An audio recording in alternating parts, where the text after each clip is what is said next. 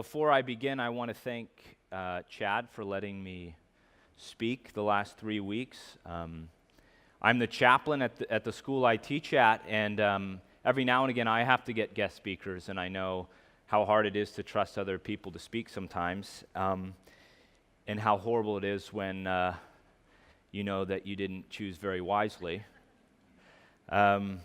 because they might be saying some things that you're just back there wishing they wouldn't be saying.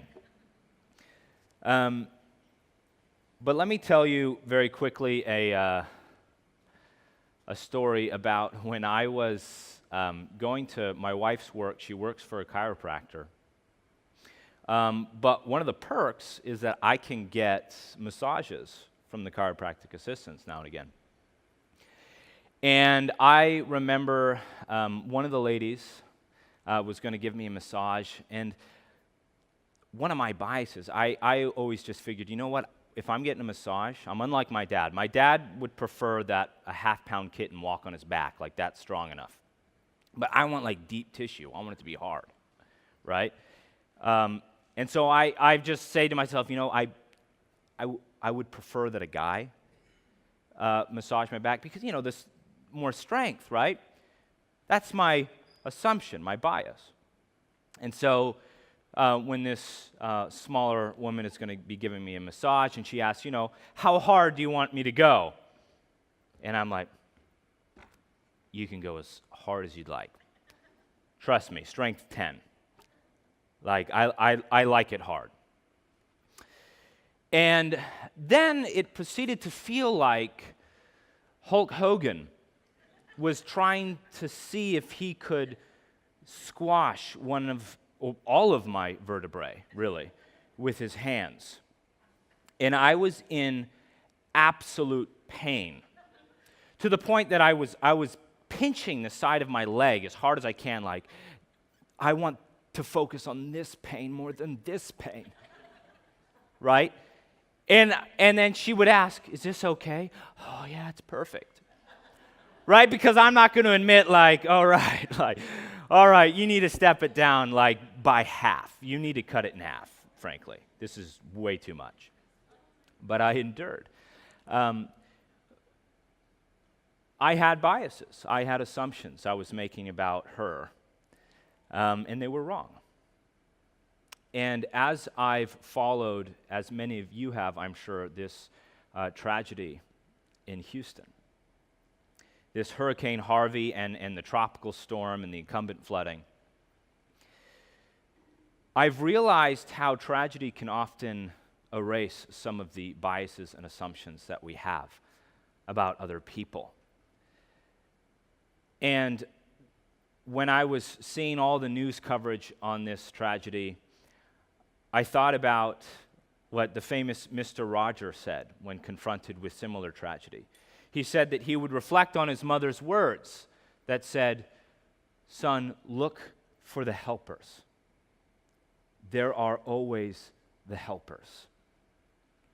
And so that's kind of what I would do. I would look at this tragedy, and I would look for the helpers.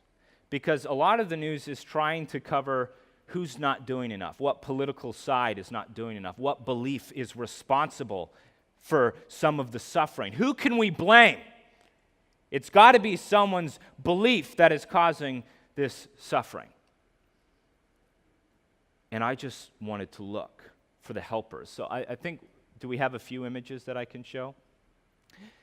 This first one is a man who's helping his daughter and his child. This is just a man who's part of what they call the Cajun Navy. Just when I looked at the images of the freeway, you would think you're seeing tons of people leaving. What you saw was traffic backed up with trucks carrying boats of people getting in, of people coming and saying, we're going to wait hours and hours and hours so we can bring our boat so that we can help. And this is a man who brought his boat to be part of this Cajun Navy of people coming in and saving people. And there's another image. You can't really see this, but there's a gentleman carrying 2 children out of a home. It's a volunteer safety worker. But it's one of these things where in this picture you can see that race doesn't matter. And this guy isn't thinking, hey, before I pick you kids up, what do your parents believe? That matters, right? This next picture. So this is a cop who is passed out because he worked until his body could literally work no more. And cops, right, they get a hard time in the news all the time. We focus a lot on the ones that aren't doing it right and don't focus very much on the ones that are. Who said, I'm willing to sacrifice myself to the point where I collapse because I cannot move anymore. In this last one, this guy's name is Mattress Mac. He owns 2 furniture mattress stores in Houston. And when it happened, he said, I'm going to allow my showrooms to be refugee centers. He said, anyone can come. Bring your pets. Bring whatever. I will feed you. You will sleep on my showroom furniture, on my mattresses. Right? These things that I sell, I don't care. And there's video of kids jumping on these mattresses. He said, I don't care. I want you to come. I want you to be safe. I want you to have a place to go. I don't care how much it costs me because I want to help. And when I look at the helpers, I'm overwhelmed with the reality that this is the kind of world that I want to live in. A world full of helpers. But we cannot have that type of world if we as Christians do not embrace and embody the kind of love that Jesus calls us to. So, I'm speaking 3 weeks. I've done 2 already, so for you that weren't here, the first week I talked about really the groundwork. What are the rules? That the world wants to eliminate enemies. That the objective is to completely destroy. It's like a game of checkers. But those aren't the rules. We're as Christians called to love not because of what somebody does, but despite what they may do. We're called to love even when it is hard, because that's when it matters the most. And the second week, I made 3 points.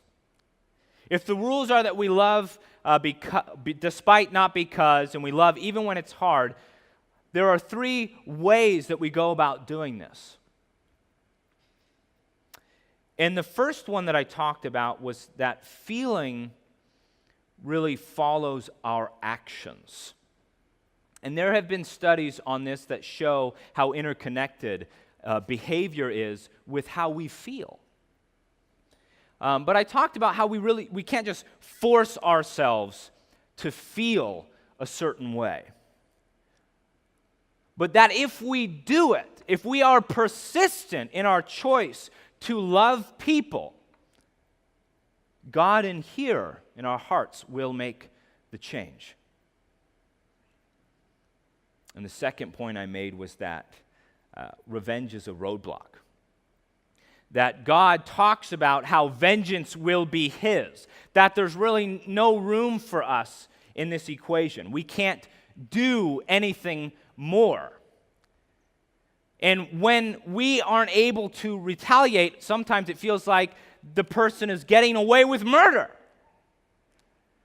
But nobody gets away with murder, or anything else for that matter. God says, I will punish and I will do it best. I will either punish their sins on the cross with the sacrifice of Jesus, if they accept that, and you can't add to that. Or I will punish in eternity in hell, and you can't add to that punishment either.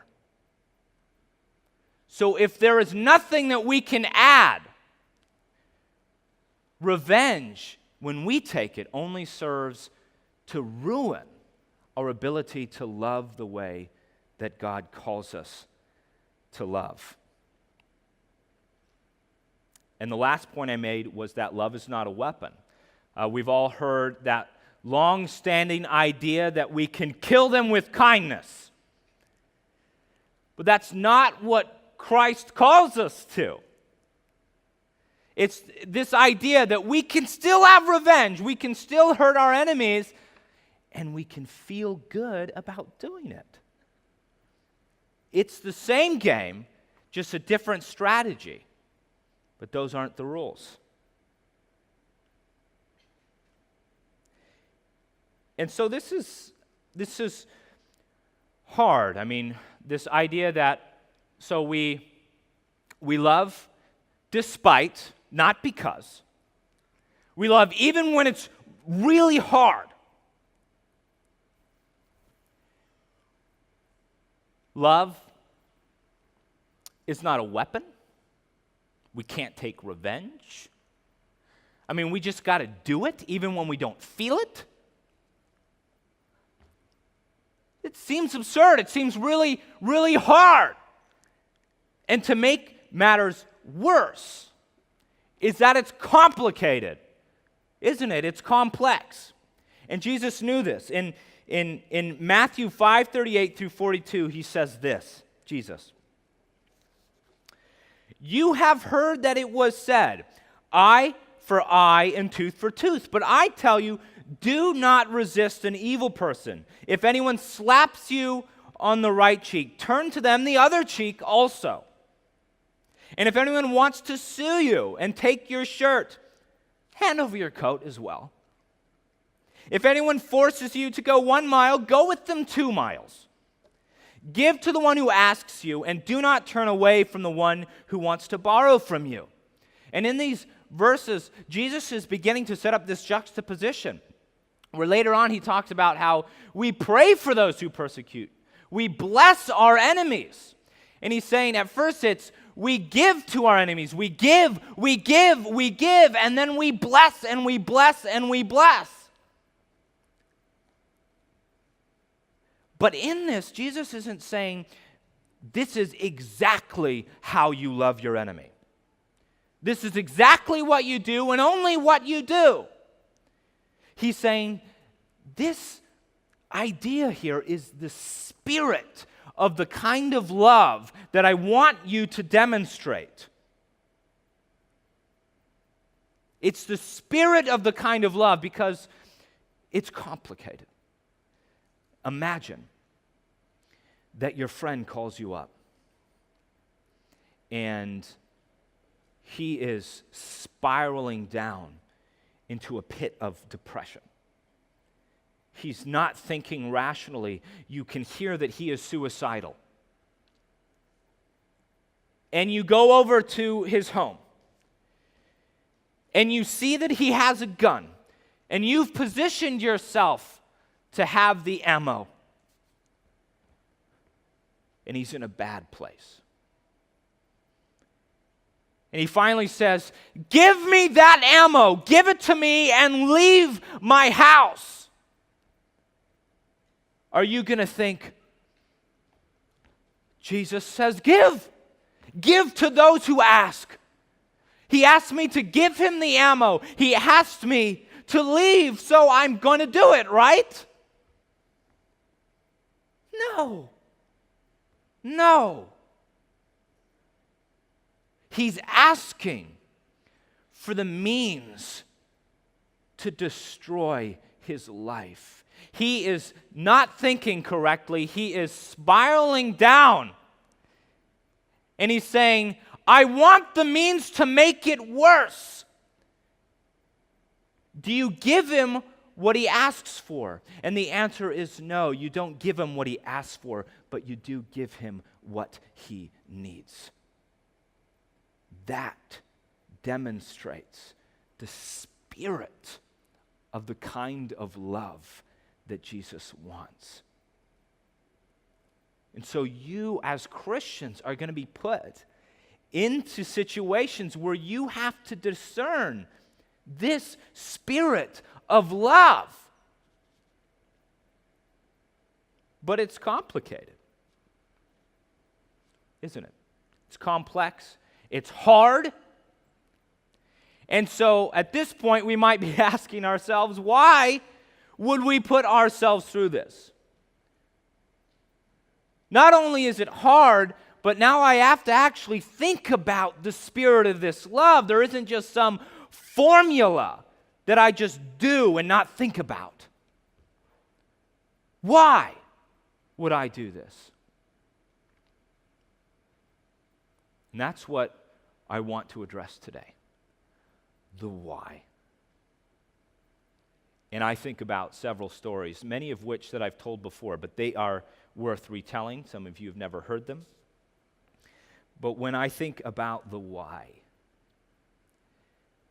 I think about the story of Ashley, my wife. And when she was my girlfriend, she wanted to go ice skating. And I've never been again, and you will find out why. But she and I and her friends all went ice skating at the rink in Sherwood. And I grew up rollerblading, and so ice skating is a little bit more rigid, but it's kind of the same thing. So I could just fly, and I was just good, sort of out of the box, ice skating. And because I, of course, want to impress my girlfriend, I will do things that I probably shouldn't do. I was reckless, and I go very quickly, and I jump into the air, and I do a 360, and I nail it. It looked good. I landed it. It felt good. I don't know how it looked. But the girls were impressed, every single one of them, except for my wife, because she didn't see it. She was turned away. So the one girl who I wanted to see it, didn't see it. So I'm not content on just telling her, hey, I did something really cool. I say, well, let me show you again. And I'm thinking, I landed the first one. This one's going to be bigger. It's going to be better. Because I can do this. I get more speed. I get more air. I get just the right spin.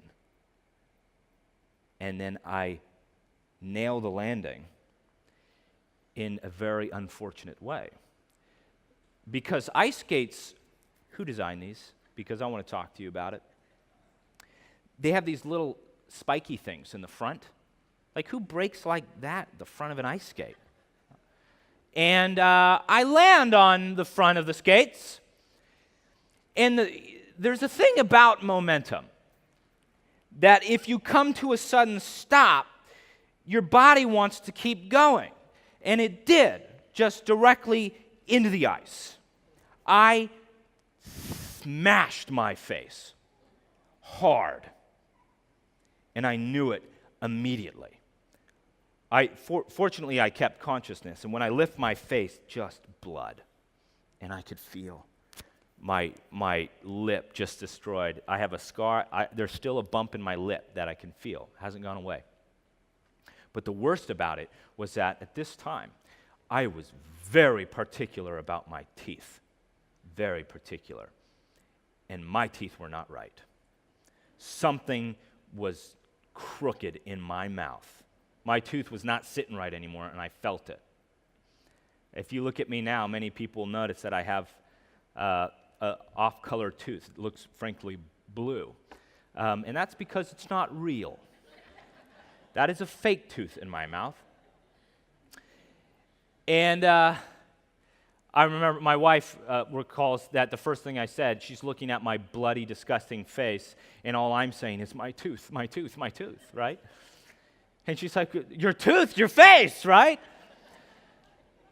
And as we're going out there, because I'm going to go to the hospital and get that fixed up, and she's taking me, I look at her with my disgusting, crooked tooth, bloody face, and I say, do you still like me? Right? We'd never said the L word. And she looked at me, and before she could think, she said, Matt, I love you. Yeah. And I thought I would smash my face 1,000,000 times. I'd lose my tooth over and over again. I don't care. This smile is what it is, and it's a testament of that love that she looked at me at certainly one of my ugliest points and said not what her brain could think, but what her heart felt. She said, I love you. And I never will change that. And when I think about the why of love, I think about stories like that. I think about my mother. When my father, who was a pastor in Ramona, California for several years, he had 3 services, and so he was already gone. And my mom was dealing with us, and we were being horrible.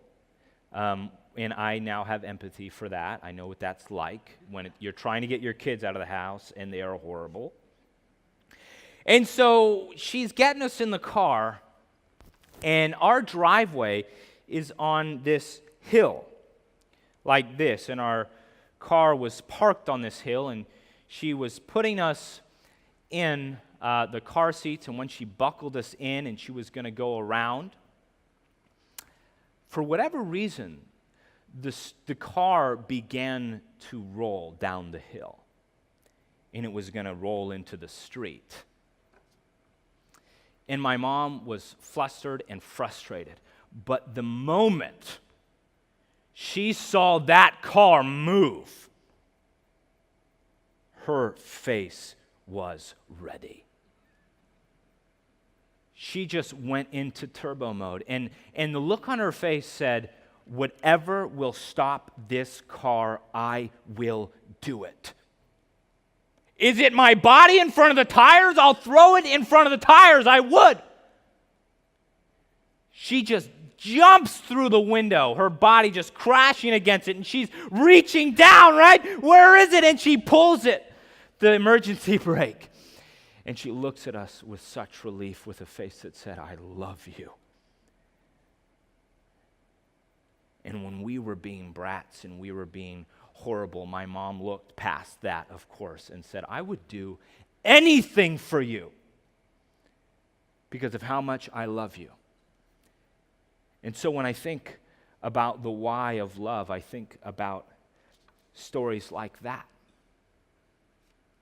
How easy it is to love when you are loved.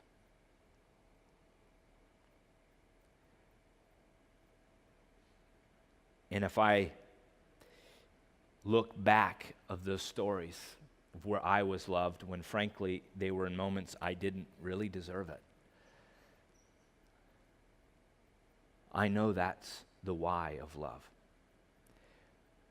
But there is a sort of problem here, because when I said that it's complicated, when Jesus was saying, we give to those who ask, and we turn the other cheek, and we go the extra mile. And it's complicated in a way that says, well, look, it's not necessarily saying you always do these things. Some people are going to say, well, there's my out. I didn't want to do those things anyways. So if you're saying, well, I don't really need to do it, John Piper calls those type of people weaselers. They try to weasel out of this trap that Jesus said about we give and we give and we give. And they say, I don't have to do that? Good, I didn't really want to. See, but the spirit of it is stronger. He's saying we give in a way that says, this doesn't matter to me. You give up your physical security. You give up your financial security. You are showing that the very bedrock of your soul rests not on these things, but on Jesus Christ. When you give up your coat, you're saying, I don't depend on this. When you give up your money, you're saying, I don't depend on this. You're willing to sacrifice your security in those things because you believe in the safety of Jesus Christ. You give in a way that demonstrates that Jesus is what matters. That's the spirit of what he's saying. And so in many ways, the how we do it and the why are infused. And I want to look at Romans 5:10, where it says, "For if, while we were God's enemies, we were reconciled to him through the death of his Son, how much more, having been reconciled, shall we be saved through his life? You love your enemies because you have experienced what it's like to be loved as an enemy."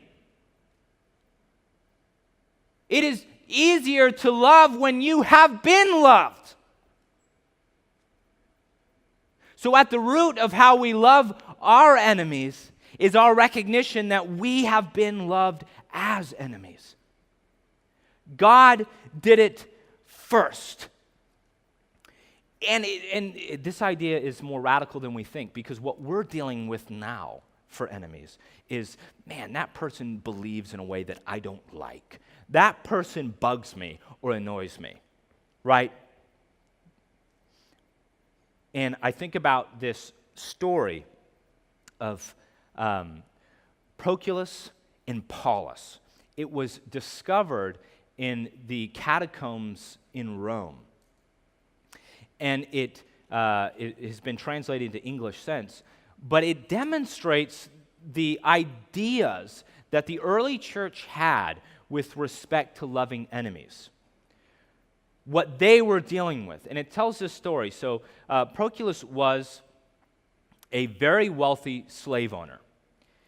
And he had a slave named Paulus, who he trusted so much that he made Paulus a steward over all of his estate. And when Proculus was going into town to purchase more slaves, he decided to take Paulus with him. And when Proculus was observing all the slaves and checking out whether or not they would be good, Paulus saw this old, weak man. He just looked like he was ready to topple over, frankly. And he goes over to Proculus and he says, "Purchase this man." And Proculus says, "Why? He's old and weak." And Paulus says, "But I assure you, the things you want done will be done better than ever before. It will get done twice as fast." And Proculus says, I don't understand. This man couldn't possibly do that. He's old and he's weak. And Paulus says, "Trust me, he's cheap." I guess that's true. He's cheap. So he purchases this old man. And lo and behold, the work is getting done much better than before, twice as fast. But when Proculus really observes the situation, what he sees is the old man's not working. It's just that Paulus is doing twice the work, twice as hard. And then he's letting this old man rest. And he's giving this old man the best of his food. So Proculus goes to Paulus. He says, "Look, why do you have me buy this old man? Yeah, you know that I trust you. You know that I like you. What's the real story? Is it your father? Did he get sold into slavery?" Paul says, No, this man, he means more to me than my father. He says, "My goodness, is this a teacher who has taught you many great things?" He says, No, this is not a teacher. This man has done more for me than my teacher. Proculus says, "Well, then who is this man?" And Paulus says, "This man is my enemy." Proculus is dumbfounded. Your enemy? He says, yes. This man killed my father and took me and my siblings as children and sold us into slavery. But I am a disciple of Christ, the one who said, love your enemies and overcome evil with good.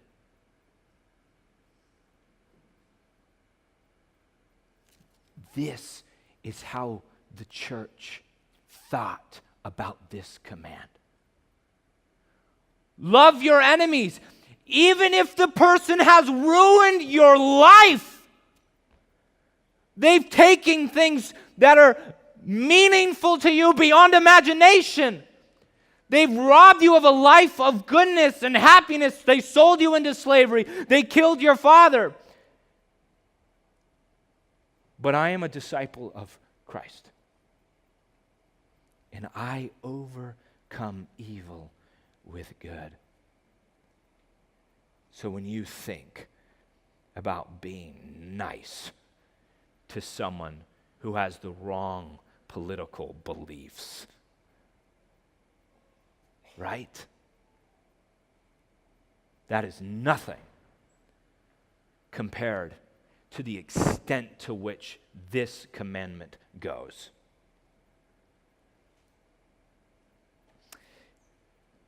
And the reality is, if we have experienced the deepness of Christ's love for us, we should want to share it. And I'm reminded of when the story of when Peter, after he denied Christ 3 times, and in the Gospel of John, it has Jesus coming up to Peter, and he says 3 times, Simon Peter, son of John, do you love me? He says, Jesus, you know that I love you. And he says, well, feed my lambs. Jesus says the 2nd time, Simon, son of John, do you love me? Jesus, you know that I love you. And he says, shepherd my sheep. And then when the 3rd time comes around, Simon Peter, son of John, do you love me? It says that Peter is distraught because Jesus had asked this 3rd time, do you love me? And it says, Jesus, you know everything. He's saying, look at my heart, right? You know everything. You know that I love you. And he says, feed my sheep. So in other words, Peter keeps taking it to the inside. You know what I am on the inside. And Jesus says, do this on the outside. You know what I am here. Yes, but do it out here. I feel this. Do this. If you love me. It's not what you're feeling, it's what you're doing. That's what matters. And so when Jesus does that for us, loves us in that way, we should want to love the same way. When I watch movies, I'm weird. I'll go to movies all by myself in the theater. It's nice. But when it's a good movie and you look around, you're like, I have no one to talk to about this, right? And so oftentimes I'll go and I'll rewatch movies with my wife, ones that I've seen. Not because I'm like, I really want to watch this. I've done it with my parents too. They know I'm like, hey, watch this movie. And they're watching the movie and I'm watching them. Like, it's good, huh? It's good, huh? Right? Because I want them to have the satisfaction too. So when my wife walks out of the room, I pause it. I'm like, where are you going? She's like, oh, I was just going to go get a drink really quickly. Okay, well, you know you're missing the movie, right? And I'm watching it because I want to watch you watch it, right? Right? I want you to have what I had when I watched it. And we do it all the time. We send, hey, I saw this funny video. I want you to see it too because I want you to see how funny it is, and we can talk about how funny it is. We want to share things that we like. And if you don't want to share the sort of love that God has given to you, are you overwhelmed by the true reality of what He did? Because if you don't want to share that, I wonder whether or not you've really felt that. And so if we love because we are loved in this way, that's one of the major whys, right? We love our enemies because we know what it's like to be loved as enemies. That's one of the major whys. And I've got a second major why that I want to talk about. And when I was a kid, I'm running out of time, but I want to finish this. When I was a kid, and there was like career day, I would have these nice dress slacks, this nice button-up shirt, or a suit. At one point I did have one of those. And I would carry my dad's old brown briefcase that he gave me. And if I were asked, what are you or what do you want to be? And I would say, I'm a pastor. I want to tell people about Jesus. Well, why? Well, because I want to be like my Father. That's why. And I've had people come up to me, some of them here now, and say, you know what, when you preach, you sound a lot like your Father. And I say, good. Then I know I'm doing it right. Right? We want to be like the ones we love. And when Jesus says, in Matthew 5:44 and 45, he says this, but I say to you, love your enemy and pray for those who persecute you, so that you may be like your Father in heaven.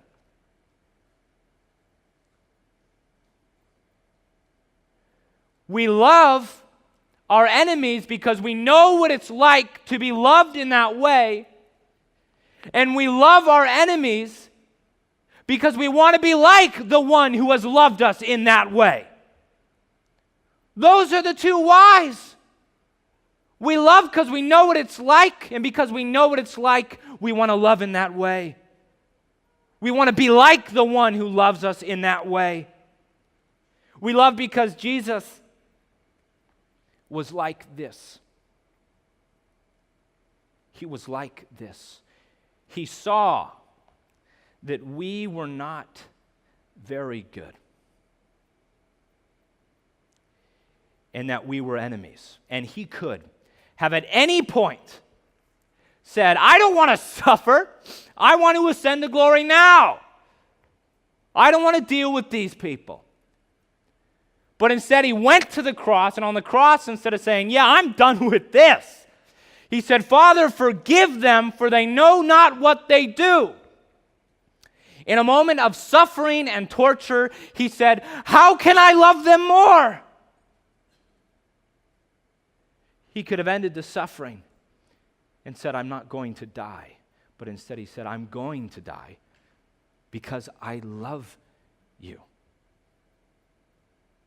We were heading in the wrong direction. We were the car barreling down into the middle of the road, and rather than be like, they have been brats today, I'll let them get hit by a car, he said, no, I will reach out. I'll do whatever it takes to stop it. Not because of anything you did.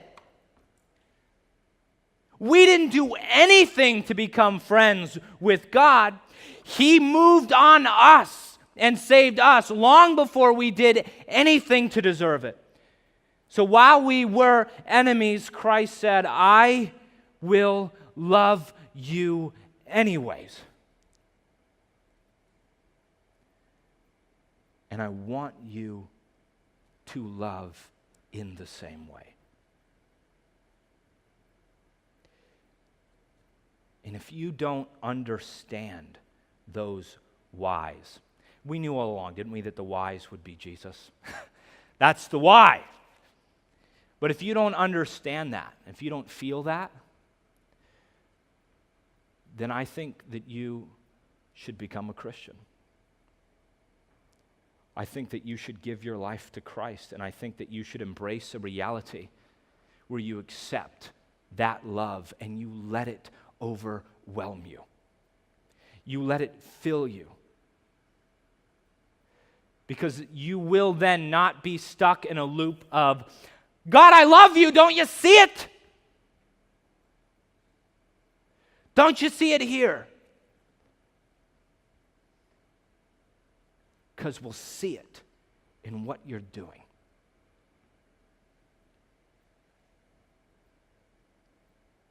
I pray that every single person in this room has that reality. And if not, I pray that you would seek that out. I pray that you would come to talk with Chad or myself, and that you would accept that reality, because it's a reality that has frankly changed my life. And I will give you my ironclad guarantee that if you accept it, it will change yours too. And that's the why. The why has always been Jesus. Will you pray with me? God, I thank you so much that you've given me the opportunity to share your heart on this matter of loving enemies, God. And you know better than anyone else that it's hard for me, just as it's hard for everybody else to do the right thing, God. And I just pray that everyone here would be overwhelmed with your love in such a fantastic way, God, that they would want to share it. That they would be overwhelmed with the reality that they have been loved as enemies, and that they would want to love their enemies too. God, I pray that we would clamor, that we would slobber at the mouth to be like you. That our desires of our heart would be to be like you. God, you are not a do what I say, not what I do kind of God. You do what you say. God, you have loved us so much. And I pray that we would be willing to be instruments of your love, that we would embody this love in the world, God, and you would see it not just in our hearts, but in what we are doing. And we love you in your precious and holy name. Amen.